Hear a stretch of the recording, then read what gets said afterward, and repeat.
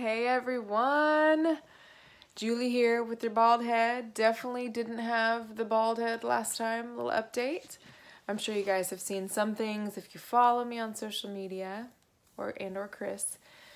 But just want to do a quick update. It's been a while and real life here. Sitting in the Airbnb in the room with my bald head and my psoriasis that it's totally gone nutso. Just put some oil on it. That's real life. Laundry everywhere. The washer broke, guys, here. Oh my gosh. So, yeah, I have felt terrible the last 24 hours, but I'm feeling good right now and had some coffee, and so I can't sleep. So Sweet Chris is on the couch, and I thought I would just jump on real quick. I'm not sure how much of an update or exciting news I have, but just a few things and a couple of thoughts. We are thankful for the Airbnb we're in. It's really nice. It's small, but it's nice. We had our Christmas on Sunday morning. Before we go home to Oklahoma, we'll be there for 9 days. We fly out Thursday evening after the Big Boys finals. But we had a little Christmas morning here. It was really awesome. It was sweet. It is such a reminder. We were able to get the kids a few presents, which was awesome. We loved our little dollar store ornaments, and we had our tree and our little paper bow. That is hilarious. Had a little breakfast, traditional Christmas socks. It was fun, and it's just such a reminder that it is all the memories, traditions, and everything. If you're together, that's all that matters. And we can say that, but to be in the position of like really we have nothing that we normally have, and it's like, this is awesome. And it was really sweet. It was really fun. So that was great. I have been through 2 rounds now. Thursday morning, had the second round of chemo. I have felt better than I did the last round. I did get a Neulasta shot, which is a white cell booster. So they pull from your bone marrow, this shot does, and to help boost your white blood cell count. The side effects to that is body pain and stuff, but I haven't had that, and so it's been huge. So I am on day 5, and day 5 last round, I was not doing as well as I am now. Did have a fever last night, kind of had a rough 24 hours, but up till then, it's been amazing. If you have a fever that doesn't break with like Advil or Tylenol, you have to go in if it's over 100, 105, 101 for sure, just because the high risk of infection. And so we were kind of watching that last night, but it broke this morning, which was great. Yeah, so that's good. I have definitely felt just weary, I'm like, I've just thought a lot about what does it look like to come to the Lord and receive rest? Like the Matthew 11, come all you who are weary and heavy laden, and I will give you rest. Take my yoke upon you. My yoke is easy and my burden is light. And wow, I've thought a lot about that today, because I'm like, man, we've moved a lot. Makes me want to cry right now. I'm tired, I am going through chemo. Duh. That's going to make you tired, but I'm just tired, It's the paradox. I've never felt more peace and rest. At the same time, I've never been more tired. That's what following Jesus is all about, right, guys? That we can actually feel both of those things and not even know how to make sense of it. And that's what I feel. I do feel just in the natural, just tired and weary. We've moved a bazillion times, and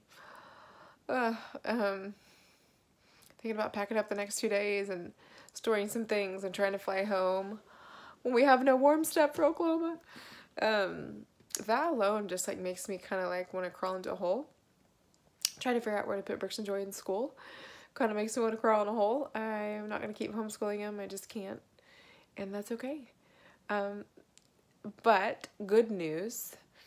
Little side note here. I'll get back to my feeling weary. But we sold our house, which is amazing. A lot less than what we wanted to. But you know what? We got a cash offer, guys. We're closing at the end of December. And God's made up for the rest of that, because it's just what he does. And we can now look for a place to rent.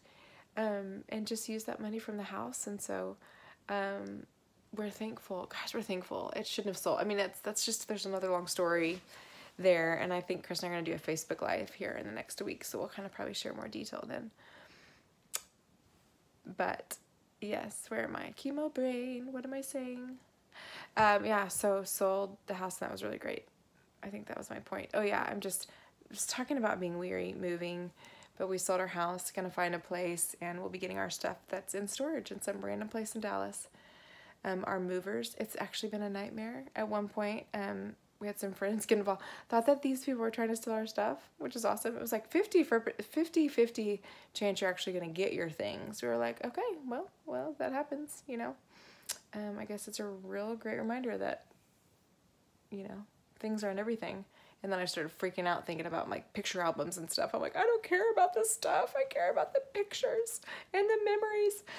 Anyway, we are going to get our stuff. It's going to be great. Anyway, I jumped around a little bit there. But the point is, I've been feeling really weary because we've moved around a lot. Like, I'm tired. And I've had such a small capacity to do anything. Like, just to remember emails from my kids' teachers is a lot for me. But God's been gracious in that. And because I definitely walked in the season before cancer just being tired. If I want to use the real word, I was burnout. I would love to use a different word to make it sound better, but there's not one. I was burnout, ministry, all that stuff. And just God had so much he wanted to do in my heart, and then not the way I want to rest by having to be in pain and go through chemo. But God does use everything, even though when he's not the author of things, he still uses it all, you know, because he's sovereign in the midst of all of it. So yeah, so that's a little bit of update. Sorry, that was a little scattered, but I have just been tired, and it's interesting. I've experienced so much joy, and I've had a lot of people be like, wow, I'm inspired by the joy, but just remember it's okay not to be okay. And like, and I do appreciate when people share that. I just know that I have, it's so paradoxical in its nature, but just to experience what it's like to feel joy and pain at the same time. Like, to know that, like, when Jesus said that it was the joy set before him that he endured the cross, that I can endure cancer and have joy. Like, I can feel sad and be in pain and not understand why didn't hustle like this? Why did this happen? I thought this, and you said this when we said yes to you, and this, and that. And I can ask those questions like a David would, like, God, how long? And what about this? And still go, but God, you're so faithful. And guys, in this holiday season, we are singing about joy to the world. Joy to the world, the Lord has come. Joy to the world, Lord. Let earth receive her King. Joy to the world. Joy to the world, because joy is not a feeling. It is a person.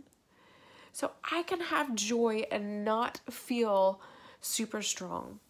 My joy isn't about being strong for someone, for you, for social media, for a story.